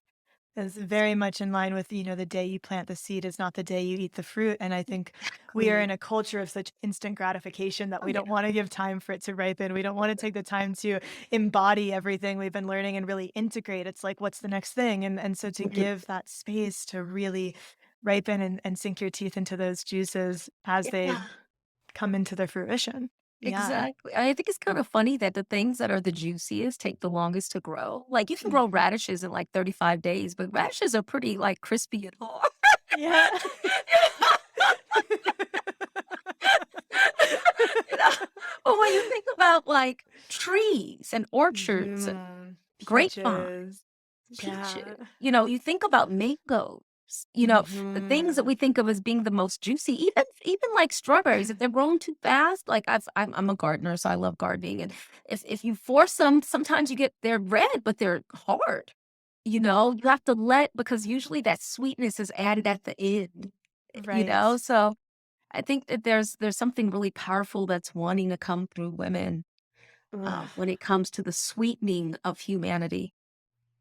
I love that so much. That is a very potent note to wrap on, and I'm gonna be definitely just marinating in this for a long time, and yeah, really feeling how it's like women, we absolutely can do anything we want, and the how is what we need to get really clear on. Like, how are we doing this? Is it filling our cup? Is it allowing my Mm, cup to run overflowing, and am I giving from that full cup? And I think that's where we get to have the success and the joy be unified. We get to have the money and the happiness, but mhm, if we're putting the cart before the horse, if we're putting the produce before the ripening of the fruit, then we're mhm, gonna be these exhausted, dry wells and not be able to offer ourselves to this life in the fullest way that mhm. we can. That also gives Yeah, back to us to the fullest way we can receive. exactly, exactly. Mm. Wow. Sri Namaste. This has been such an absolute gift and honor to have you here. I have received so much from this, and I'm sure my audience will too. And I just am so grateful for your generous wisdom and your presence. And just thank you so much for everything you've brought here today and all that you be in this world. Thank you. It has truly been a privilege and an honor and a pleasure. Thank you so much. Absolutely. And if people want to go deeper into your world, how can they do that? Yeah, so you can find me everywhere. I'm on almost every social media platform. I am Namaste Moore on Instagram. Our website is theinfinitecouple.com. Um, and I'm also Namaste Moore on Facebook. I am Namaste Moore on TikTok. We're on YouTube as The Infinite Couple. So you can find us everywhere. We're pretty prolific. And it will be a pleasure to connect with you. Just tell us where you found us so we'll know. Mm. I love that so much. I personally am so looking forward to diving deeper into your work. And yeah, thank you everyone for joining us here today on Nectar, Sex, and Soul. As always, please share this with somebody you love. This episode was so rich with so much gold. So please do pass this along to someone you love. If there was a nugget of wisdom that really came through for you from this podcast, do share it in your stories or somewhere that other people can benefit from us. Tag us in it, and we will absolutely just so appreciate just the spreading of the word. And thank you so much, everyone, for tuning in. Thank you, Sri Namaste, and have a beautiful day, everyone. Ciao. Thank you so much for dropping into Nectar, Sex, and Soul with me today. It's been a pleasure to connect with you. If this episode lit you up or illuminated something impactful for you in some way, I invite you to subscribe, leave a review, and share it with someone you feel would love to hear it. To learn more about my work, check out sorayaleonara.com, sign up for my newsletter, and follow me on Instagram and YouTube, where I share tons of free content, special offers, and ensure you're the first to know about my new offerings. I offer private coaching as well as courses, workshops, and retreats, so be sure to stay in touch if you'd like to go deeper together. Thank you, loves. Have a gorgeous day. Ciao.